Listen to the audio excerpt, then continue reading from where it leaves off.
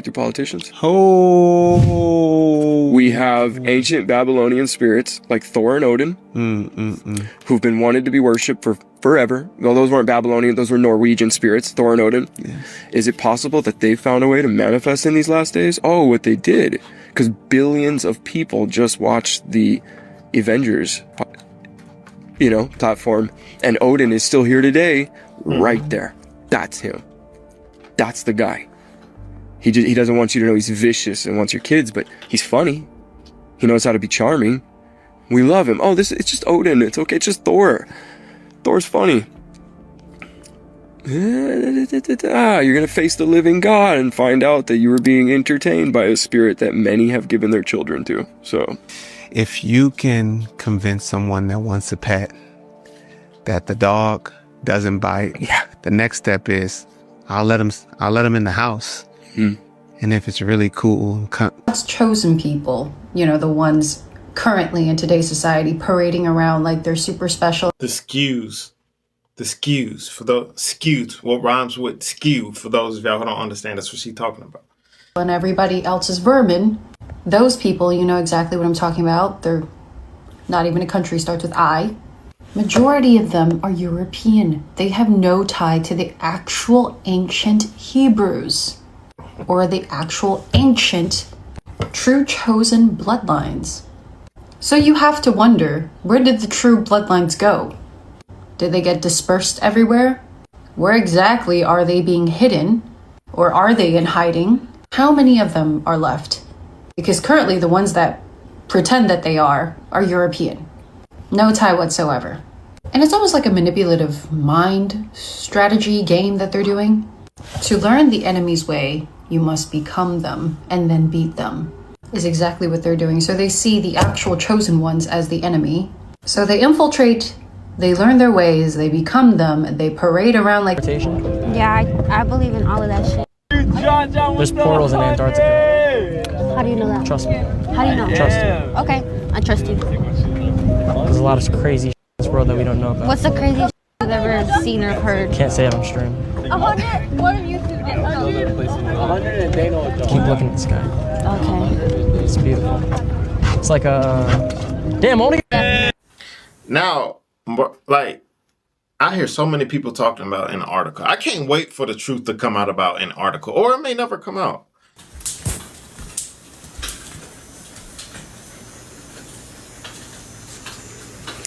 Hey, what are you working on? And a lot of people are asking, how does Freemasonry relate to the Kabbalah?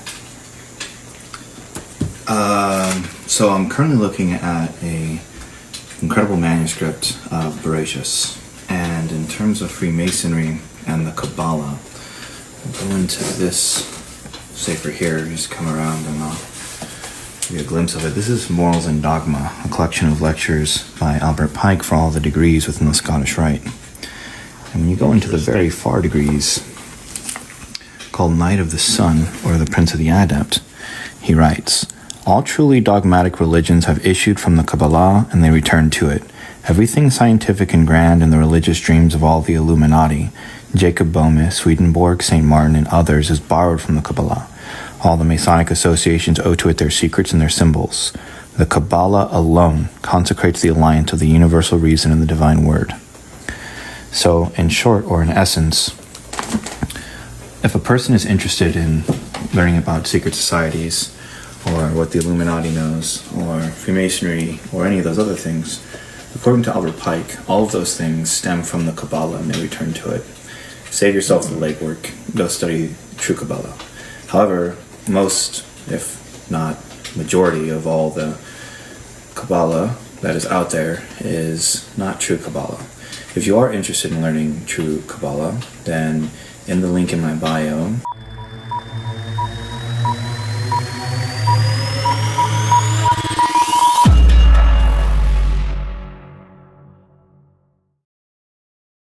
At the hunting parties, they would, they'd have all these expendable children outside in the woods, and usually they have holding grounds, like a tunnel system or something underground where they hold the cages until the time of the hunt. And the hunt usually happens later, once it's dark outside.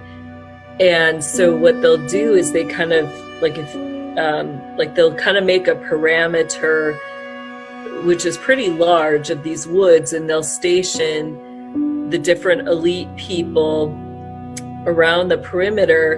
And then when they give the go, they release the kids, and the kids are told just to run, to hide. And that's when the elite will go through the woods and start hunting for them. When they catch them, a lot of times they will first sexually abuse them. Wow. And then they'll kill them. So not everybody will get killed in that situation.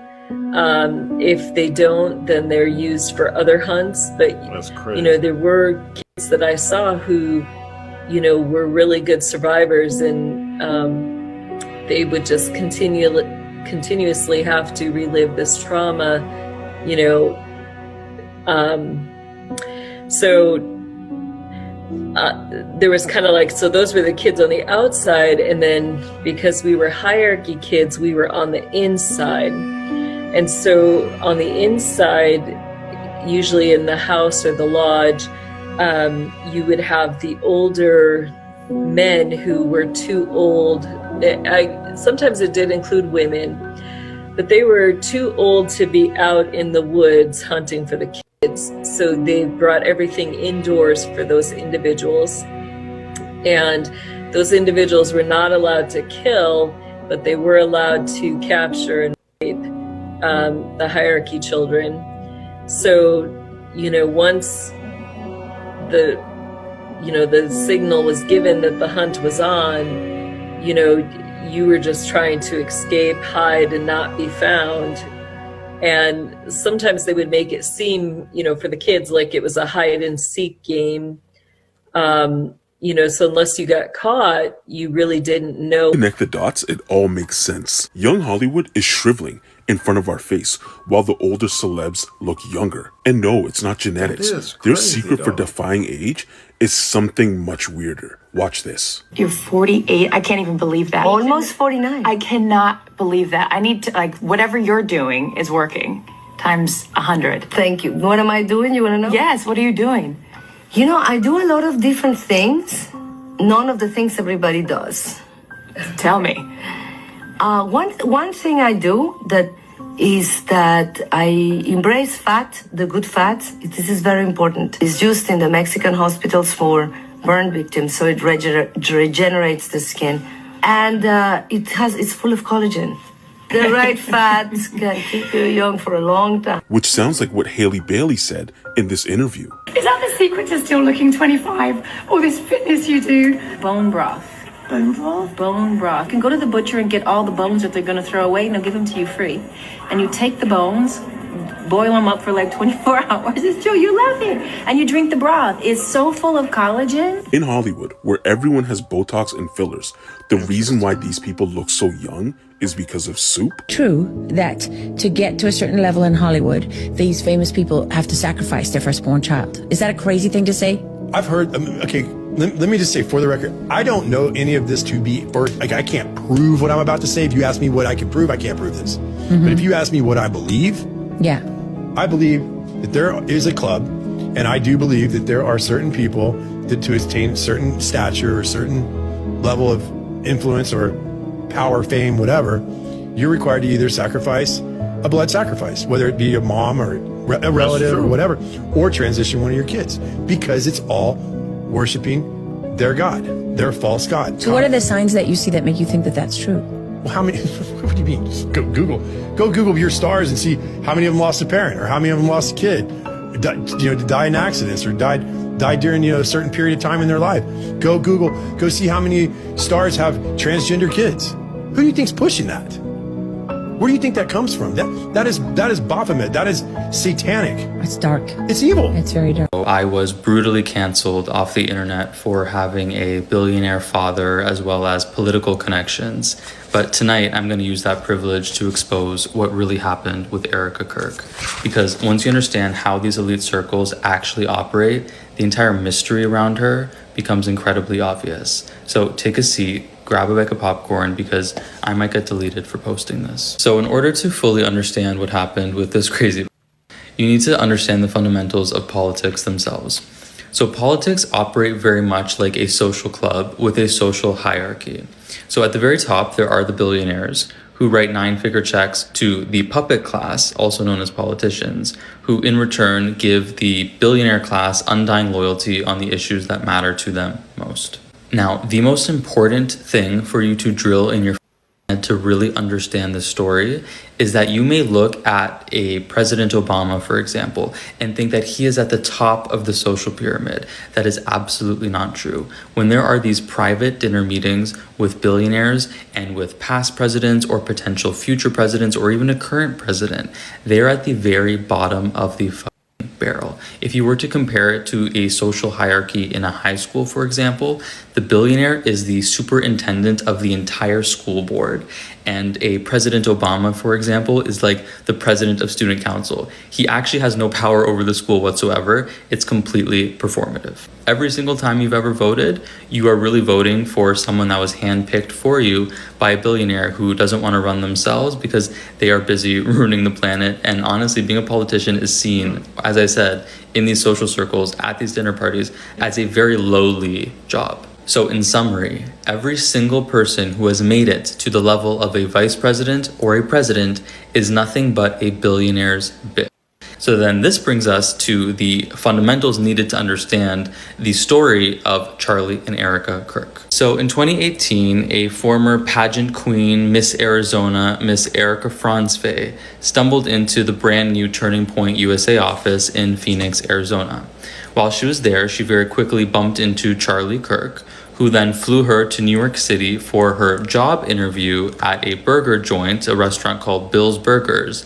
At which point during the job interview, Charlie Kirk said, "Forget the interview, forget the job. I actually think I'm going to date you," because that's super professional, but that's what happened. Erica completely jumped at the chance to date Charlie because he was already anointed by the billionaire class that funded and controlled Turning Point USA as the person that was going to be the next president of the United States.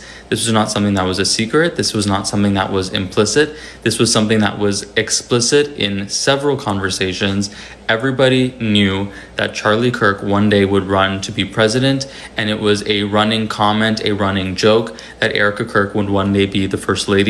This was her life goal, and this was the plan, and the only reason in 2021 she married Charlie Kirk. She did not marry Charlie, she married the trajectory of the presidency and proximity to power, which is what she always wanted. Erica Kirk was never a stay-at-home wife. She was the operator. She hosted the donor dinners, she schmoozed the billionaires, she sealed the checks, and she ran all of the events. This is documented. Charlie was nothing but the face. He was the schmuck, the puppet that went to university to embarrass college kids, to then clip them on social media and raise money for his political campaign disguised as a charity. That's all it ever was. And Erica was the one that upkept and fostered the relationships with the billionaire class. The agreement for them was very simple. Do what you're told, ride the youth wave to the White House, and then become president and first lady of the United States.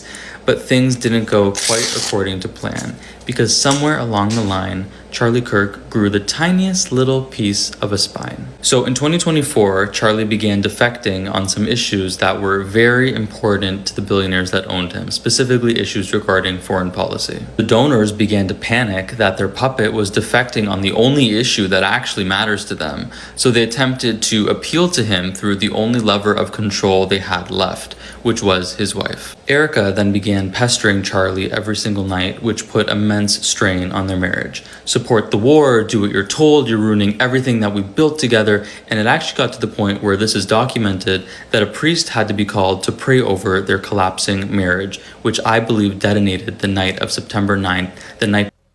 A priest? That's the wrong person to call to pray over you.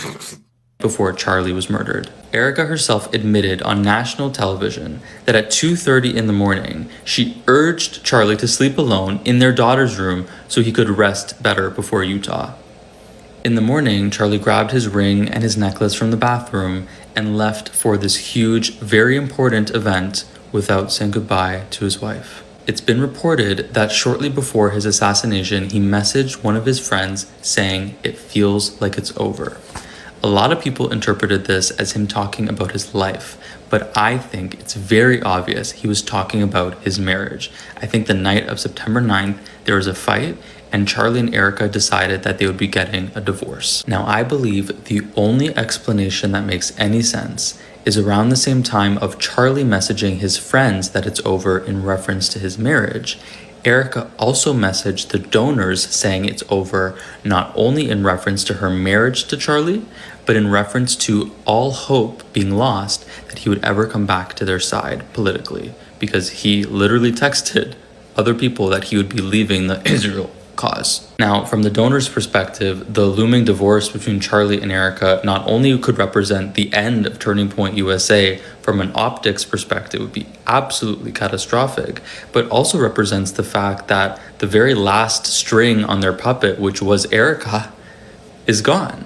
So they had no choice but to do what the mob does when you don't listen to them after you take their money, which is to get rid of you. And we all know what happened next. Conveniently, a 22-year-old from 142 yards away with the best shot in the entire world got rid of Charlie just in time to save Turning Point USA and anoint the new CEO, which is, of course, Erica Kirk. Just in time, right before Charlie was able to announce the divorce or the fact that he was leaving the cause. Nobody in the history of political assassinations has ever acted as bizarre as Erica Kirk. And I think that thing we're all registering as inauthenticity is actually guilt. Not only did Erica Kirk immediately accept the lone gunman narrative that doesn't make any sense for a multitude of reasons, she actually scolded the public for demanding answers and for being skeptical. The only reason she's not demanding answers is because she knows exactly who did it and why. Within 72 hours of the assassination, the domain Vance Kirk 2028 was purchased. Erica immediately sprints to take the throne of her dead husband by becoming CEO of Turning Point USA, and publicly forgives the shooter on camera before we can even actually establish if he really was the killer or if he acted alone. Bullshit. If you believe that, you are a idiot. And just this week, the orange puppet appointed her to sit on the exact same seat on the U.S. Air Force Academy Board that Charlie once had, advising on foreign policy.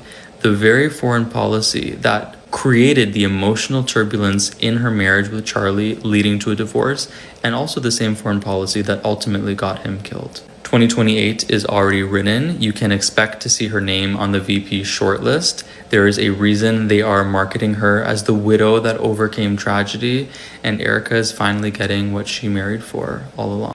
Well, we're going to send you a letter and answer it within a 24-hour period, and we'll tell you what we can give you. What you mean a letter, man? Just tell me right here. No. Go home. We're going to send you a letter.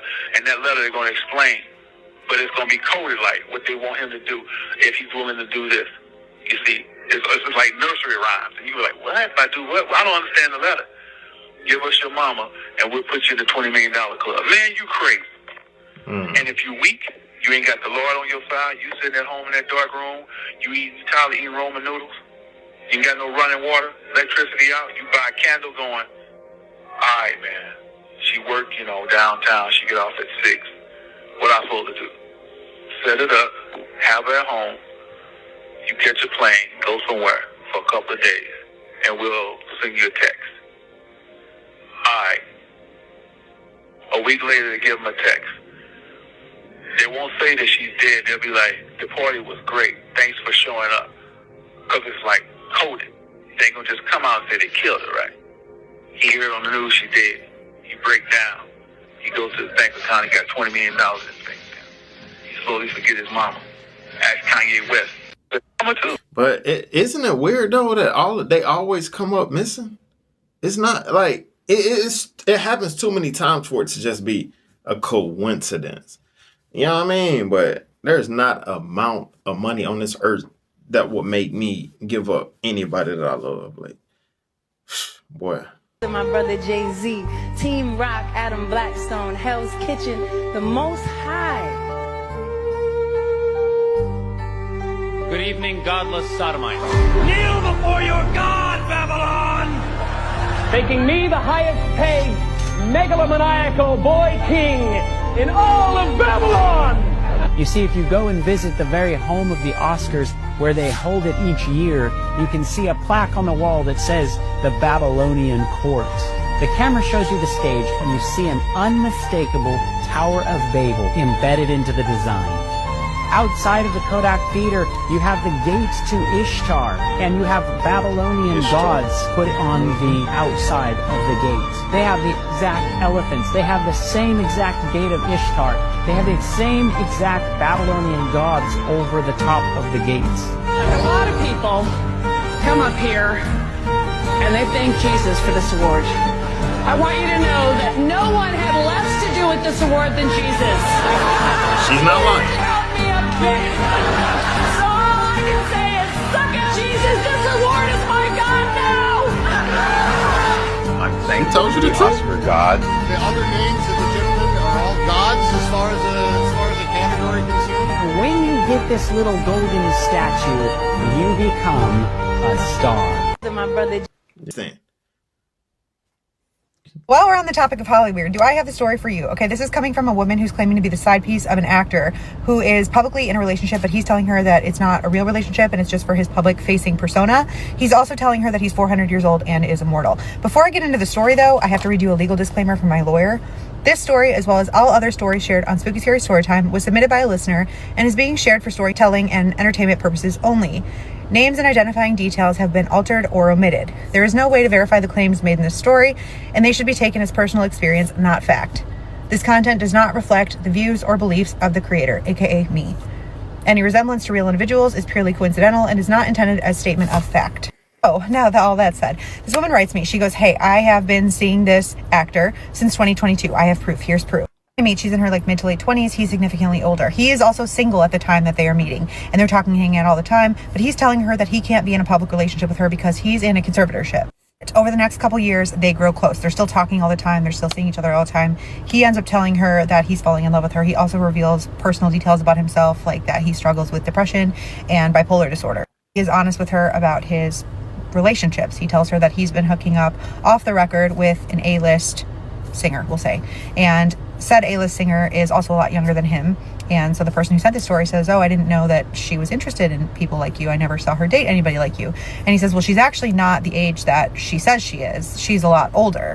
This conversation is sort of where her relationship with him gets a little bit creepy, because he starts telling her all sorts of things like, well, you know, a lot of people like me are not really our real ages like we say that we are. We're a lot older. I'm 400 years old. I've actually been a few other people in my life. As for example, I have been an old country singer that is no longer with us. And she says, well, that doesn't make sense because he was alive up until X year when you were also alive.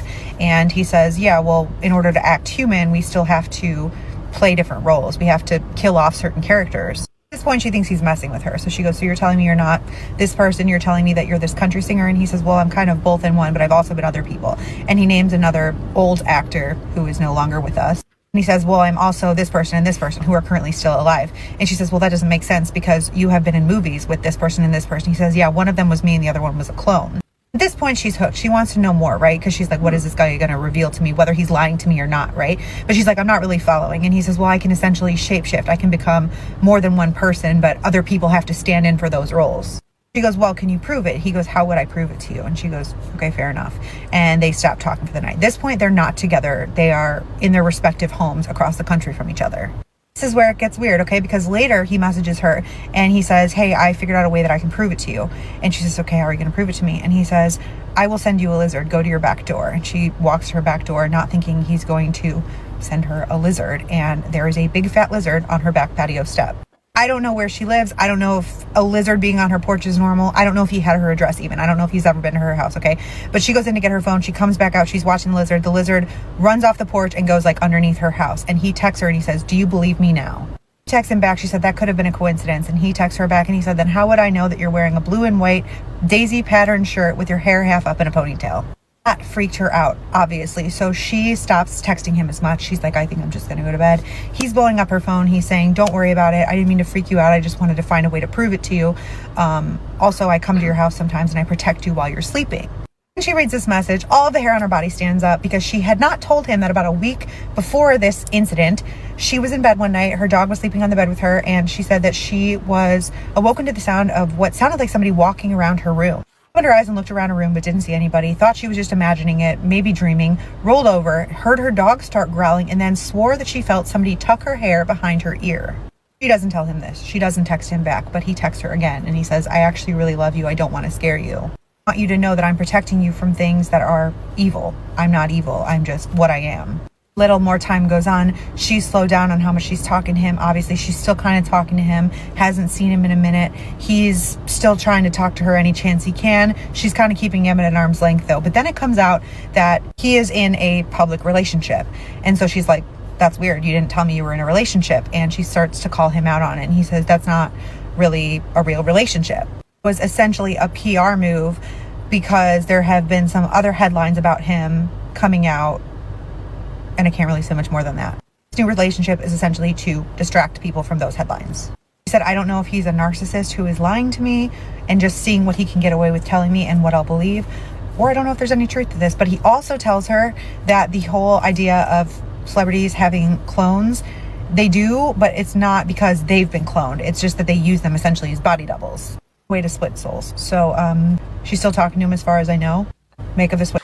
What's the craziest thing you heard that goes on at these Diddy parties that you've heard from other people, like industry friends? I've heard that you get famous, period. And then you get famous? I heard that you get famous. I heard that you get planes and things of that nature, and whatever you want, you can get that stuff. We interviewed this girl, Tania, who went to a Diddy party, and she said that she saw like actual children there dressed up as like sexy anime characters. Crazy. That was kind of disturbing. Yeah, well, the thing is this, it's through your kids. It's through your loved ones. It's through your girlfriend, your boyfriend. It's however we can get you. However we can get you. We can get you through your kids. We can get you through your mother, through your father, through everybody that's close to you. So you feel like the Diddy parties were less about freaking off and more about gathering revenge material to use against high profile clients? Gaining souls and owning masters. Well, I'm glad I never went to one then. Yeah. Because I don't want anyone to own my soul. Well, that's not the main prize. The main prize is your butt and the things they can make you do to when you give up everything, you're soulless. For like 5 years, 7 years, and then you can continue and to your life that you didn't have. It's a thing that people fight for but never kind of really get until they actually go through the 5 years of not having a penny. The 7 years of whatever deal they take, whatever they want. You know what I'm saying? How long is it going to take for you to get that? And if you're going to go through your bullshit until you reach that pinnacle. And then they're big time this and big time that and big time names. I would think that your friendship with Diddy would have been challenged by you knowing that he was doing this sort of revenge extortion racket with all these famous people. I had no idea that he was that kind of guy. But you said you just tried to bail him out the other day. Well, because I heard of everying, yeah. Okay. Now that you know, it's all good? We're all just learning of the extra shit. Right. I knew of the allegations, but bro, day 12, what is it, day 26? Day 26. Woo! I'm like, Puff. Detail on what I've been through. So basically, I was working at UMG, like I said, for 9 months, right? I was invited to a Christmas party. Now, if you know UMG, if you know where the building is, around the corner, there's a bar. Now, I ain't gonna lie, there was a woman in there that I liked. She was like, yeah, I'm going, you going? And I was like, yeah, all right. You know, there was some higher ups in there. You know, we having drinks. Something told me not to drink because this is what they do. They get you drunk, get all the information they could get out of you and get you to sign these bogus ass contracts. That was one thing that kind of threw me off. So he's like, yeah, you come to the party and I'll introduce you to her. Liz, Joni, and Michelle. I'm drinking like an idiot, which I should have never did. Liz calls me over, says, hey, tell me about yourself. Mind you, I'm drinking beers, I'm drinking vodka, I'm drinking wine. But it seemed like my drink was stronger than everybody else's because I was f***ed up. So she's like, tell me about yourself. And I'm like, what do you want to know? She's like, what do you do? So mind you, then the lady, Michelle, right? And I never really liked her anyway because she had a chain. She had a chain on that she wore every day faithfully. Now, when I tell y'all what kind of chain it was, she had a horns, a canutus chain. You know what this is? Canuto chain, the horns? She had that in 24 karat gold and she wore it every day. And it was around her neck faithfully. So clearly I knew what she believed in. She's like, what do you do? I'm like, I just work. She's like, have you ever thought of doing music? And I'm like, yeah, you know, I used to back in the day. And she's like, you believe in ghosts? And I'm like, where did that come from? She's like, just answer the question. Do you believe in ghosts? And I said, nah, I never seen a ghost before. So she's like, do you know about the room? And Chuck walked in there and they had mirrors. They have events and stuff down there, like rappers come in there. Yeah, they had mirrors and candles and all kind of demonic looking shit. Walked the f up out of there. And I said, yo, man, I'm not with that Santeria shit, man. See, that's UMG record label. Majority of all the biggest artists you know is on that record label. They demonic. How many people do you know personally who have died suddenly and mysteriously in the past 5 years? Come on, man. I have personally known 8 actors, all of whom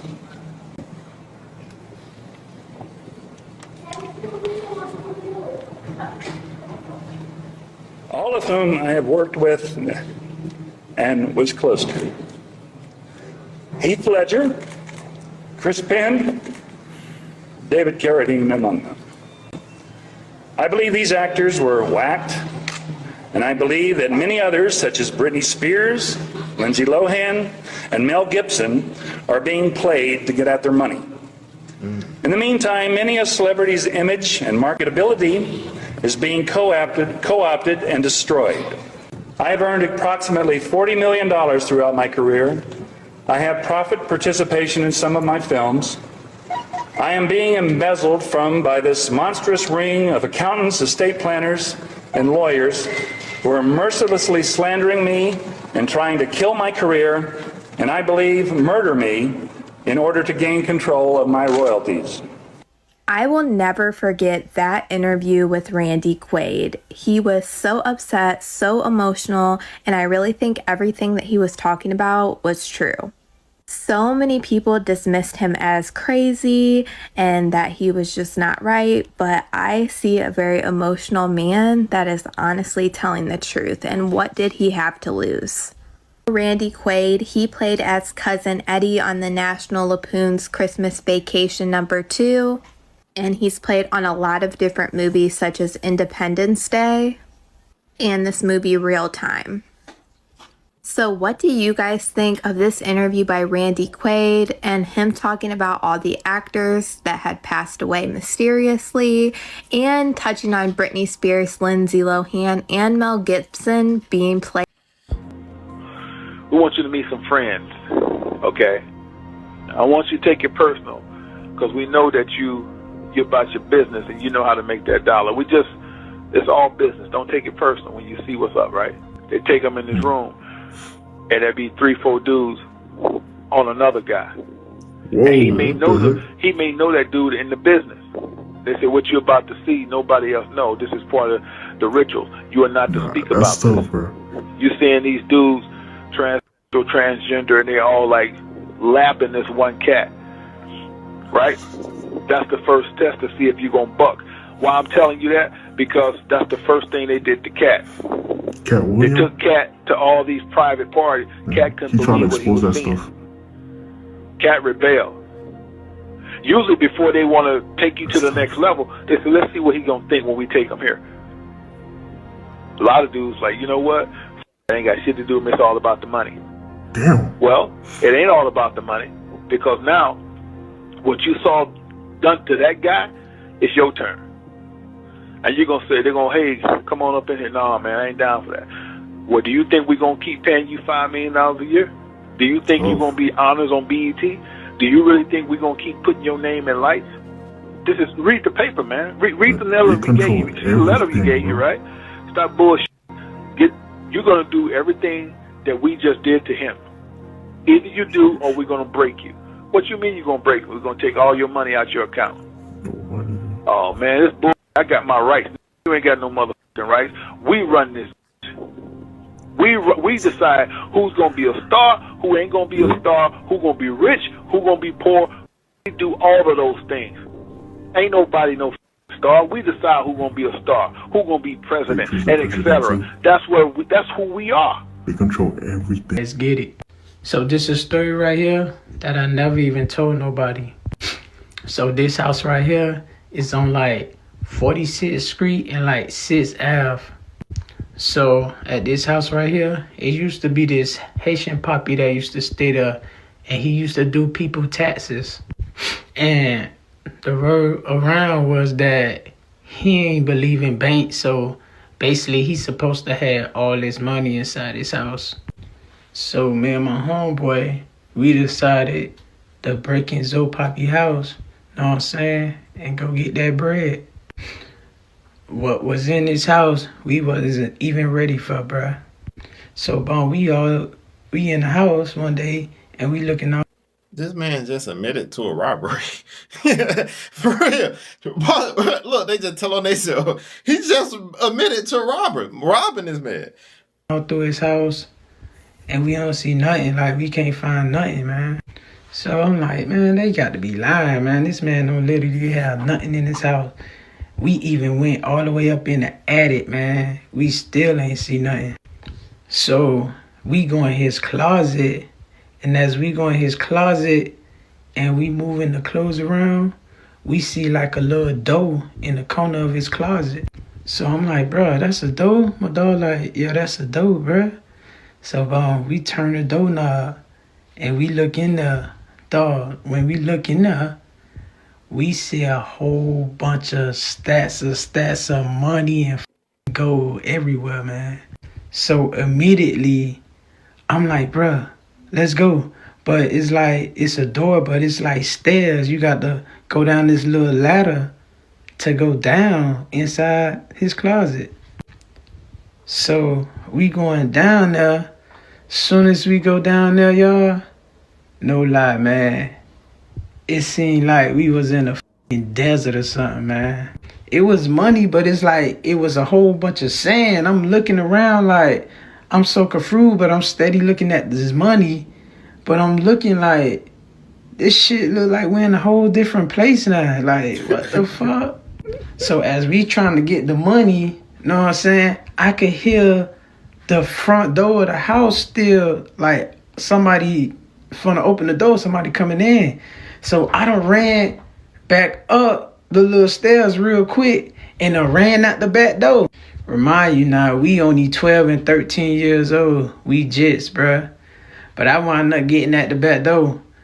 I looked back, I thought my homeboy was behind me, but he went behind me. So I go to the crib, know what I'm saying? I'm a jit, so I really forgot all about it. I go to playing my game and stuff until later on that night. My homeboy, mama and daddy done pulled up in front of my crib. So they like, oh, you was with my son earlier and stuff. Like, what happened? What y'all did? Where y'all went at? So at first, you know what I'm saying, I was scared to tell him, like. So bro just left his homeboy. You know what I mean? Because we done broke in somebody's house. So I was scared to tell him, you know what I'm saying, what happened. So at first I was like, I don't know. And then my mama them, they kept pressuring me like, what y'all did? Because you was... So I wound up telling them. So now his mama and daddy, my mama and daddy all done together. Now they finna call the police and make a police report about what I just told them. So the police, he arrive or whatever, and he tell me to take him to the house. So I ain't had no choice. I took him to the house, know what I'm saying? The dude, like, he ain't want to let them in, and the police was like, man, you gonna get charged if we find a kid in your house. And dude was like, ain't no kid in here. So they said, this young man said he in there. He gonna show us where he at. Can he show us where he at? And dude was like, yeah, I'll let y'all come in. So Zopop be looking at me and shit, whatever. I'm looking at him, and I'm walking to the room where we went at. So when we get to the room and we go to the closet, I say, right there in the closet, it's a door. When they moved all the clothes, man, it wasn't even a motherfucking door there no more, man. That's crazy. So I'm trying to tell him, I'm like, man, I'm telling y'all, it was a door here, man. It was a door. So they looking all through the closet. They tearing the man whole closet up, man. It's no door there no more, man. So now, all they could do is put out a missing report and try to search for my homeboy. But the whole time, it had me throwed off, man. So they wind up saying that, you know what I'm saying, it was foul play. So they basically really gave up on searching for bruh. How about 15 years later, guess what? My dog popped back up. So when he popped back up, word going around, they tell me, hey, you know, they say your homeboy ain't dead, he just came back. I'm like, yeah. So they like, you gonna go talk to him? I'm like, yeah, I'm gonna go talk to him. Where he at? They like, he at his mama damn house, that same house where they used to stay at. So I go over there, I'm like, damn, bro, what's up? Man, he throwed off. He keep telling me, they was holding me captured, bro. They was holding me captured. I couldn't move, bro. So I'm like, man, come on, bro. Let's go burn one real quick. Let's ride, bro. They was holding me captured. So we jump in the car, we ride. I'm like, bro, so what the fuck happened that day, man? This nigga say, man, bro, I got stuck inside that other place. I say, bro, what's another place, huh? He like, yeah, bro, what's another place, bro? He said, I got stuck inside the other place, and there was straight zombies in that shit, man. And they put me inside of a cage. So I'm looking at him like, bro, he like, man, Ron, man, that shit you seen, man, that shit was real, bro. They had me stuck in a cage, bro. And he say, and there was people walking around, they was burning up in the inside and crying, but no words wasn't coming out.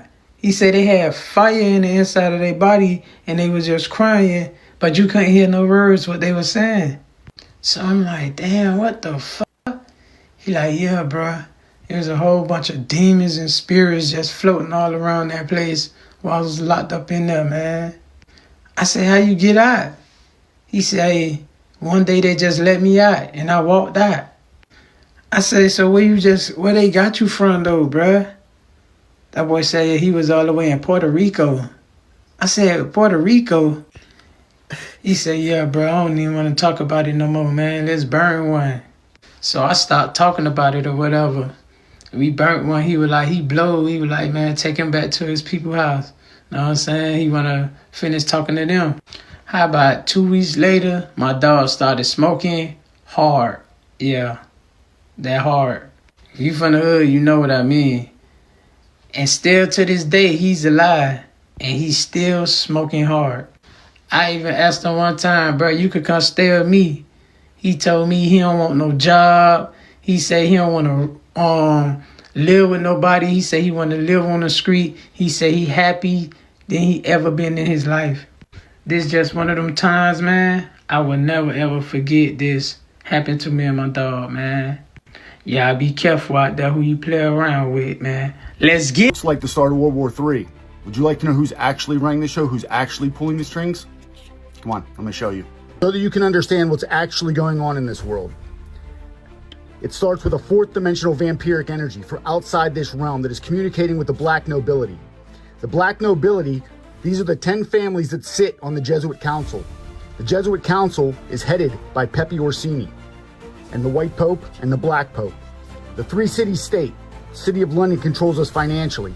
Vatican City controls us religiously. District of Columbia controls us militarily. These are the 13 front families for the black nobility, the ones we've heard of, the Rothschilds, the Kennedys, the Merovingians, the Onassis. Next come the secret societies, any secret societies that you can think of. After that is the consolidation of the financial assets, BlackRock, China Construction Bank, and Vanguard. After all of this come the heads of state. These people do nothing without being told what to do. This is just a show for the sheeple. Next come the programmers of this world, mainstream news, Hollywood, and the music industry. Finally, the distractions, drugs and alcohol, major league sports, and porn. Get yours today, link is in the bio, so you understand what and how this world is controlling you.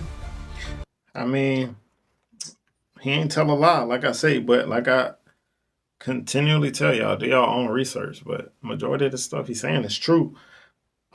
Yeah. You were saying that 6 feet apart is a demonic ritual. And like, what other things were being said in music at that time that were programming people to separate? But like, the second they said it in form of, you know, keeping a social distance, it was almost like they wanted this veil of sadness, sorrow, and keeping us away from each other. And they basically mass murdered people while keeping the family separated. But the 6 feet in specific, that's representing death, but it's around the concept of death, the human sacrifice. Let's stay out of each other's fields. Let's not be in communion as humans. Let's let the spirit of death pervade. And death 6 feet under. That's very interesting, you know what I mean? But this is just something to think about, you know what I mean? We're going to talk about the largest investigation that the United States government has ever done into the CIA and what they found. So the CIA was originally created and only supposed to spy on our enemies. This is when Americans found out that the CIA was spying on us. So a journalist, his name was Seymour Hersh, he exposed proof that the CIA was spying on American citizens. The CIA was never supposed to operate inside of the United States. So when that came out, Congress launches this huge investigation called the Church Committee. The first things it exposed was a bunch of different, like, really f***ed up operations. The first one is Operation Chaos. So the CIA was secretly tracking and creating files on thousands of Americans just for protesting the government. And that's like the smallest part of it. I would argue like the biggest or like most controversial was MK Ultra, where they did mind control experiments. They were giving people, random people, drugs like LSD without their knowledge or consent. One of the people, actually, fun fact, connected to those experiments was Ted Kaczynski, the Unabomber.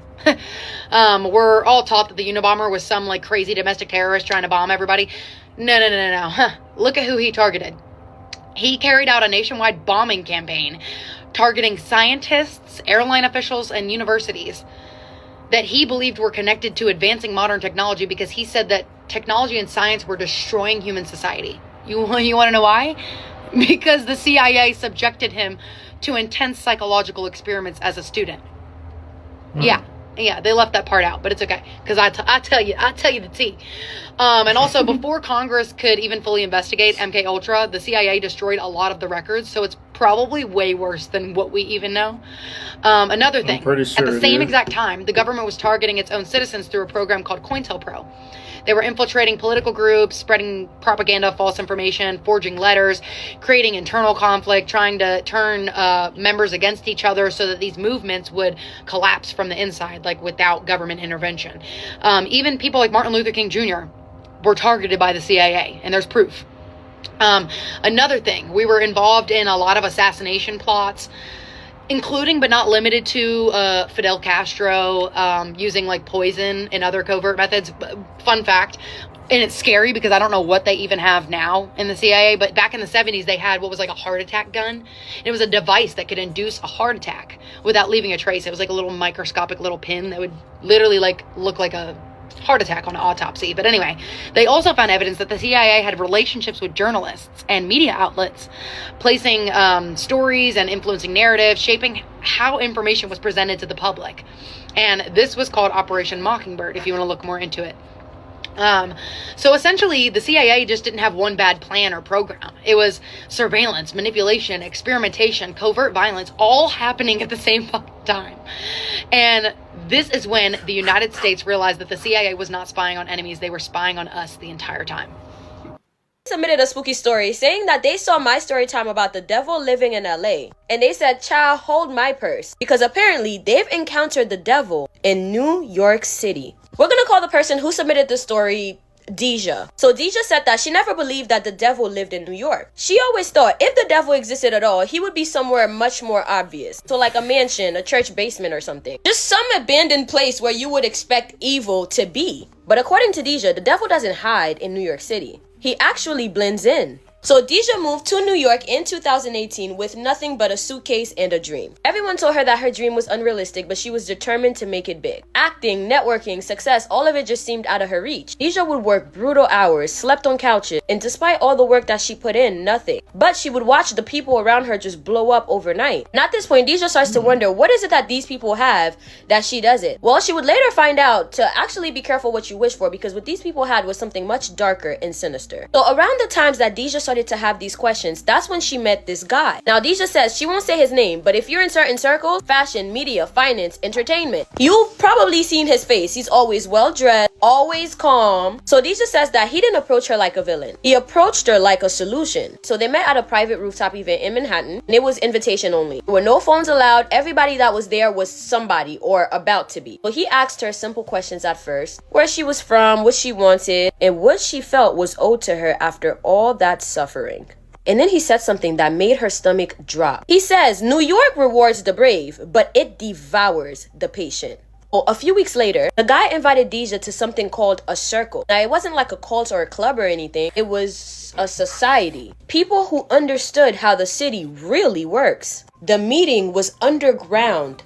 Literally. She said, a private room beneath a members-only bar in Soho. No windows, dim lighting, everyone wore black, and no one used their real name. They were talking about exchange. They weren't talking about money or favors either. They were referring to energy, intention, and allegiance. They said nothing is free in this city. Every rise requires a fall. And if you don't choose the sacrifice, city will choose one for you.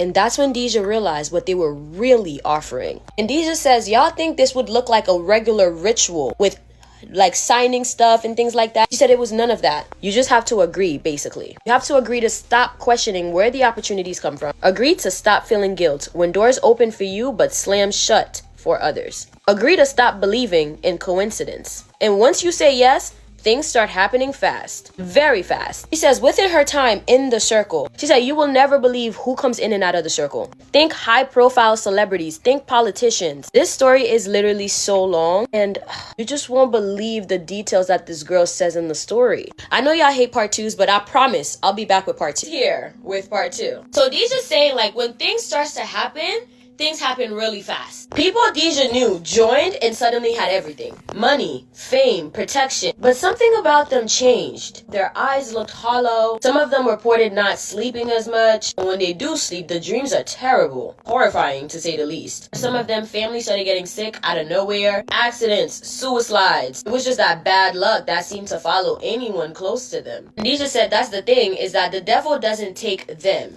Once you agree to work with the devil, you're basically the slave. So you become the person of value. So the devil didn't take her friends, he took people around them. And you want to know the scariest part? And the part that people misunderstand the most is that he never forced anyone. What the devil does is amplifies your desires right back to your face. And you, depending on how superficial you are and how bad you want those things, a lot of people are not only willing to sell themselves, but the people around them, just for a taste of that life. Anyway, Deja goes on to say that he never forced anyone. He just stood in the background of New York, in boardrooms, backstage halls, penthouses. He would frequent the subway, waiting for desperation to work for him.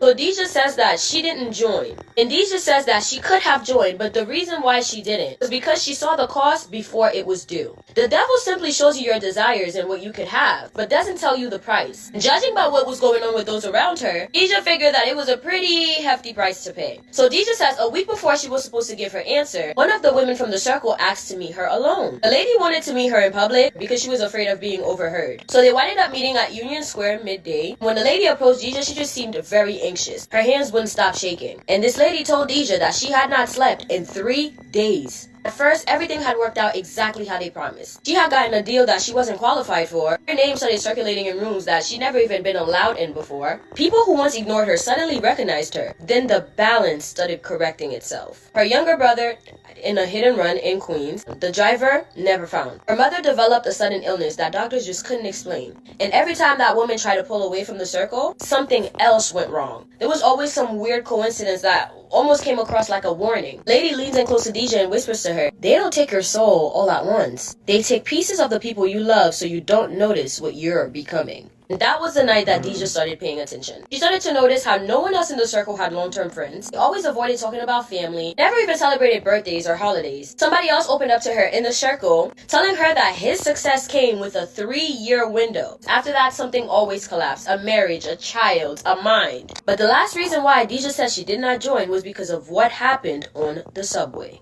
So Deja was riding the L train late, exhausted, replaying every conversation in her head. She kept thinking about how easy her life would just be if she just said yes. And then that's when she saw him again. She just looked up and there he was, sitting across from her, reading nothing, just turning empty pages. Finally looks up and smiles at her. He then tells her that she's too smart for hesitating. Most people don't realize that they've agreed until they start losing things. And in that moment, her phone lights up, and her screensaver is a picture of her and her mother. And he looks down at her phone and says to her, you still have too much to protect.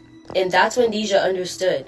Joining wasn't about gaining power. It was about deciding what you were willing to lose. She didn't walk away because she was just so pure and righteous. She walked away because she knew that the devil would collect its debt from someone who never even consented. Oh, and by the way, the devil, he's a very handsome, charming, and charismatic guy who does own a couple of clubs in New York City. She claims to have stories about those too. And that's pretty much all she said. Anyway, if you have a spooky story that you want me to tell, feel free to... Got been through a lot of stuff, like in the streets, been shot, locked up, you name it. Penitentiary, the whole ride, the basic, story, it is what it is. The main thing that really just changed my life, because when I came back from a 1% chance to live, I was in a coma for 3 months. And I never believed none of those stories I heard about. They say, oh, the people I seen unicorns, God woke me up and an angel carried me. I was like, man, they tripping, they lying. So they just want attention. That's what I'm thinking in my head. Then when I got my run with it, oh man, my heart failed. I went into complete respiratory failure. Crazy, didn't have a heart attack, man. I was 500 pounds, man, my stomach was right here. I was drinking that lean all the time. So that lean was just swelling me up. I had, they say, I forgot how many liters or whatever of fluid in me, but I know when they knocked all that fluid off, I went from 510 pounds down to like 4 something, but it was all liquid. I was actually in another dimension. When I said so. Well, hold on. Let me say this. I don't like to pause a lot because I like to get the people to get their point across. But if y'all doing lean, I know rappers make it cool, but lean is so bad for you. Like, it's terrible for you, for your kidneys. Please stop doing it if you're doing that. Please. That stuff is so bad. The devil literally put that into the hearts of rappers for them to rap about it so you can do it. It is not cool. It's stupid and it's very dangerous. Please stop doing that. Real, I was getting up, brushing my teeth, taking a dump. Everything that you were doing in real life, I was still doing it. But the only difference was Lucifer was present. He was present. He's nothing like everybody describing with the red skin and the horn. That's all a lie. That's something made up. The dude like a pretty boy. Kind of look like he mixed with a little bit of everything. But you can tell he has a mixed type look. Pretty boy, 6-pack. Not a buff dude, but in shape. Look like he work out. Voice real smooth, like an R&B singer type. Everything he says is kind of pimpish, smooth. I'm talking about, like, you can just tell he got that. He can convince you to do anything. Oh, come on, man. Come on. Then he told me, like, hey man, just tell me you need my help, big dog, and I got you, man. Yeah. And then when he pulled up in a black Bentley, suit made out of diamonds, shoes made out of diamonds. And then he's smooth talking, saying, man, I can help you, man. You gotta ask for my help, and I got you. Then I'm like, I'm still street minded. Like, I knock your teeth down your throat. You better get on somewhere, But I'm hungry, and I'm not knowing why I'm hungry because they had me on a feeding tube. So he had some chicks jump out the van and eating hamburgers. He knowing my temptation. Even more than the women, there was some bad little chicks. But even more than the temptation of the women, they had hamburgers and drinks. And I'm thirsty and hungry because I'm not eating or drinking. You knew he was a devil? No, I didn't know. I just knew whoever it was, I didn't trust him. I was like, all right, I'll take your help. So they started feeding me. Then I hop in the Bentley with it. Chicks massage my back, everything. We roll off. And when I tell y'all, he showed me more stuff. Lucifer showed me more stuff than probably I learned in the Bible. He took me everywhere with him. I'm riding with him. And by the time I realized who he was, I'm living just like we heard now. I feel myself walking. It was real. I could pinch myself. I could feel everything like in real life. And man, I never forget. When I finally realized, I'm like, whoa, this dude's the devil. But by the time I realized, he was offering me, he had a mansion full of number of women, every kind of woman you could think of, every kind of car, motorcycle, anything you could think of, he had it. But see, that's why I found out too, he's the bearer of the gifts. He's over the gifts. That's why he was able to, he didn't have no real power. He's had power influence. Like, I even challenged him to a fist fight. He was like, oh no, I don't do that. He said, but I got somebody else who does. The big dude come around, like they with it. You know, he got people that they do it, but he's not gonna get his hands dirty. So that's when I realized, like, this dude really doesn't have no real power. All he does, he's gonna get you to do something to him to do something to you, and he get back. He said, oops, okay, I'm gone. Pretty boy, you know, he a pretty boy. He ain't gonna do nothing. He gonna talk to you. Like he told me, like he named off 6 people that he was gonna get because he wanted me to throw a big concert because I do music. He said, I want you to do this concert. It's gonna win him a bunch of souls. By this time, this him. Well, I'm assuming this is him. But all of a sudden, I said, no, I ain't gonna do it. He gave me the money up front. He said, well, I want my money back plus this and this and this and this and that. I shoot him all the money back. And I think I was $2,500 short. I'm paying back some millions. Get what he said? Green lighted me. I'm gonna have you kill. He said, wait a minute, no, I'm not gonna have you kill. He said, that's too easy. I'm gonna kill everybody you love. He said, I'm gonna get this person, that person, this person, that person, that person, this person. When I in regular life, every person he named, they gone right now, except for one. And that person like they on their way. They living wild, no cap.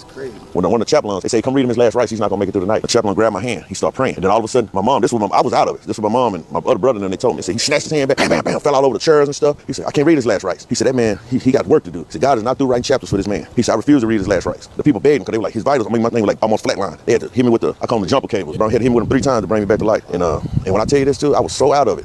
As far as my spirit was so far out of my body. And I'm gonna tell you, it was a prayer. I started praying. It was, I looked to the hills for which my help come. I said, God, please don't let me go out like this. I said, give me a second chance and I'm gonna get my life together. I said, God, please. I said, I completely surrender to you. I said, God, help me, Lord. Then all of a sudden, it was like a donkey kicked me in my chest, man. Bam, I felt my spirit go back in my body. Started breathing. I heard the nurses hollering, doctors hollering. Oh my God, it's a miracle. He's back. Everybody, they can't believe it. And I wear glasses and I ain't had no glasses on. Nothing, because when I fell and passed out in the emergency room, my glasses broke. So I looked out the window, I see a rainbow. I started shedding tears. I was like, wow. I said, God heard my cry. A worthless sinner at the time. I said, God heard my cry. Inspired me. I couldn't talk, had a trach in my throat. Had to talk with that, hello. I heard the whole thing, wheelchair. Came back from all that, man. Couldn't walk, couldn't talk, couldn't eat, couldn't drink. God is good. I'm gonna tell y'all, if y'all need living proof that it's a God, I'm the reason. I'm living proof right now that it's a God, man. Believe that. Doctor was like 6'10", man. Big, tall doctor, man. Like Gomer Powell. I mean, no disrespect to him. Gomer Powell looking dude. I mean, when I finally was getting conscious and they were doing a little therapy, trying to get together, he was standing in my doorway. He was like this right here, looking at me. And he said, sir, can I give you a hug? I said, yeah, man, you can give me a hug. He gave me a hug. Then he said, you are a warrior. He said, I don't know what purpose God has for you in your life, but you better get into your calling. He said, your big old butt had one finger dangling out of a grave. And by the graces of God, I was able to grab you by your fingertip and pull your big old butt up out that grave and give you a second chance, man. He said, you better live your destiny, man. You better fulfill your prophecy that God has you here to do. He started crying. He started shedding tears, man. And I know, doctors don't show a lot of emotion. That doctor shed tears. And then how about even to this day, I went back looking for that same doctor. Nobody can find him. He's not even on the record. So I was like, I'm gonna find this man. I'm gonna give him a Rolex or something, man. I said, I'm gonna bless his game. Have not been able to find that doctor. Everybody remember him. The nurses, they were like, yeah, I remember that guy. I said, I don't know where he is. We can't find him. After interviewing this brother and hearing his... And things just started getting super weird. So he would come over to my apartment, and one night we had like this fight because he was doing some unsavory things. He wouldn't get a job, and I was working like 60 hours a week.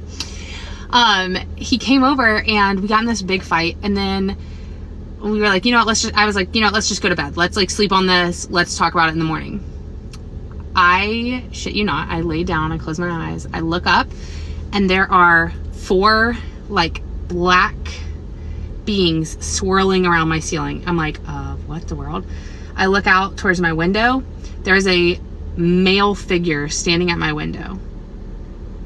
And I'm like, you guys, so I've seen ghosts before. So I was like, you all are not welcome here. You need to leave. Get out.